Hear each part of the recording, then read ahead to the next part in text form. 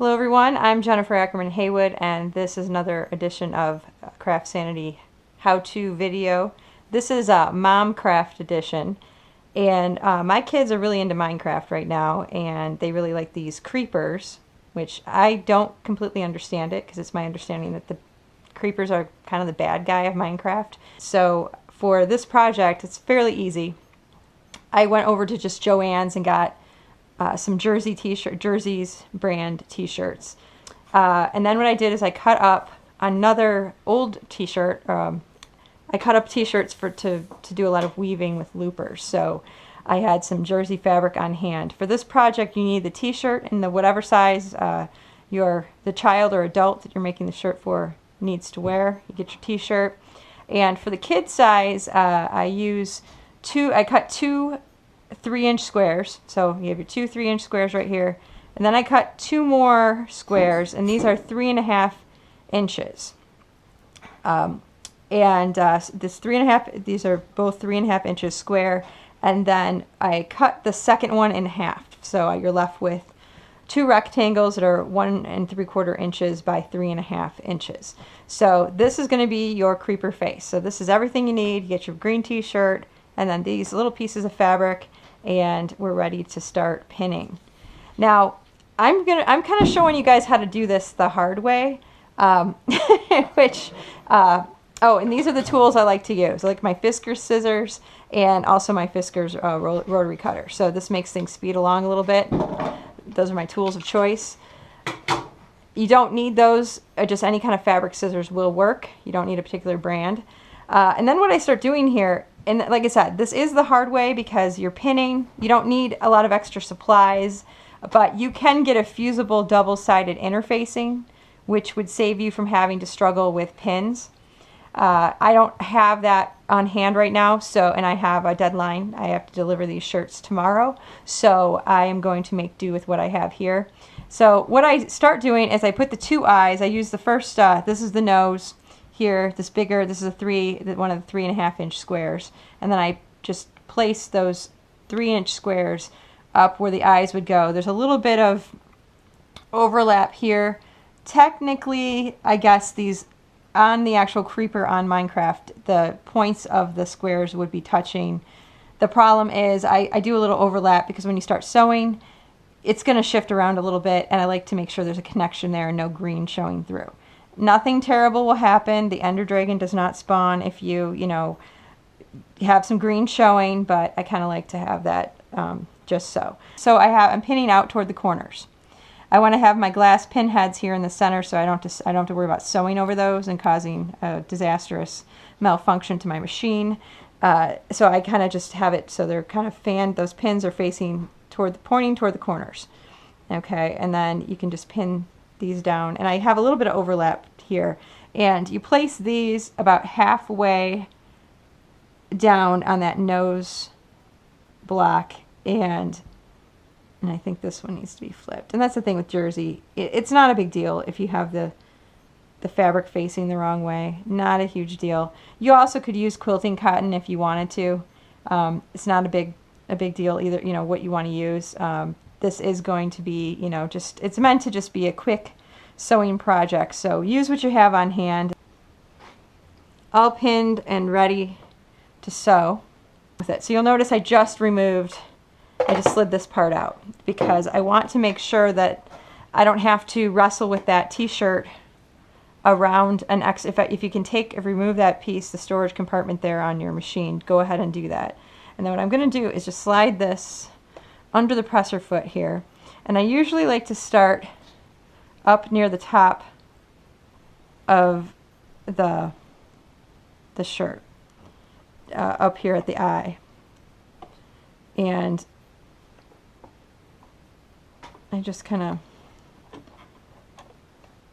get started here, and you're going to start right on the black. And like I said, if you're using the double-sided interfacing, what you would do is cut out your pieces, you iron those onto the interfacing, and then with the paper on the back, so you just remove one side of the paper, and then you would peel the paper off, place your creeper face onto the fabric, iron it down, and then you could sew on it without pins.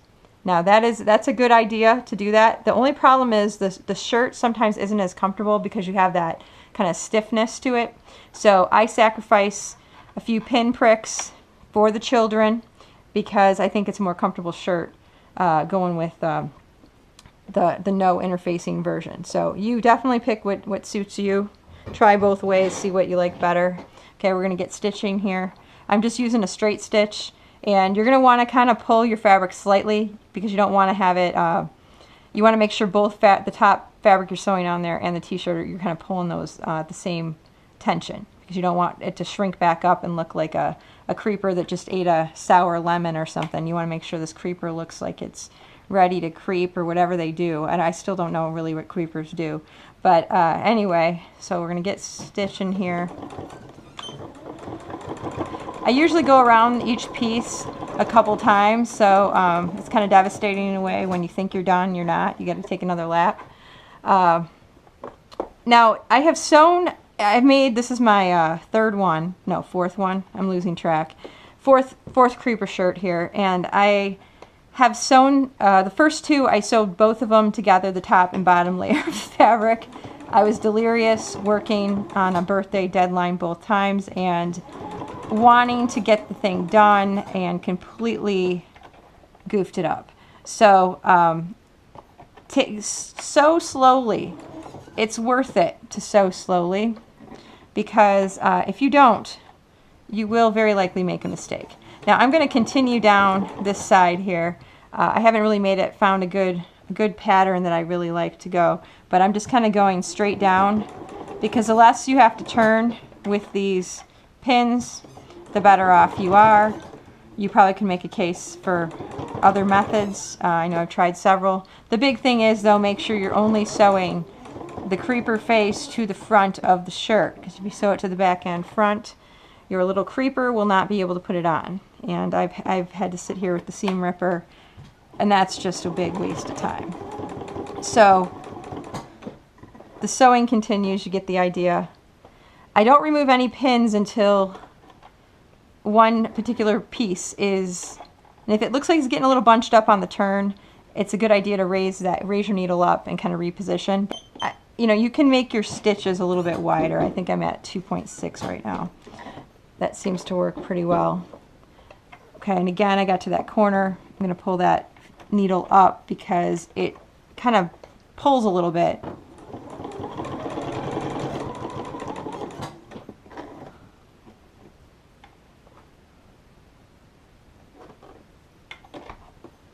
Okay, so I got this bottom part done.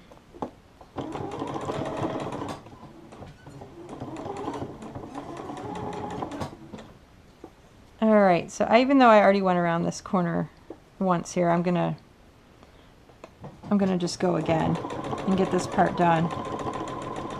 I just try to sew each piece twice just to make sure. Once would probably be fine, but I tend to, you know, I'm the person who goes back 3 times to make sure the door's locked, so I definitely am the type who's going to want to do this multiple times. Now, I've never timed myself, so I don't really know how long it takes. I know it takes a really long time when you sew both the front and the back together. When you do it properly and your machine is working properly, it should not be a very long project.